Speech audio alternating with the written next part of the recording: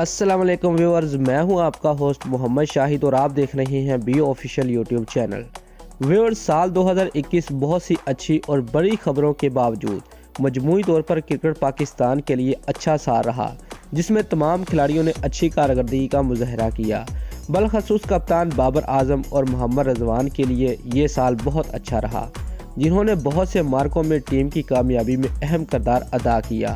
Viewers, अगरचे team Pakistani T20 world cup तो ना जीत सकी, लेकिन शाहीनों की परफॉर्मेंस ने मद्दाहों को मायूस न किया और वर्ल्ड कप में भारत को शिकस्त देकर एक अहम मार्का सर किया।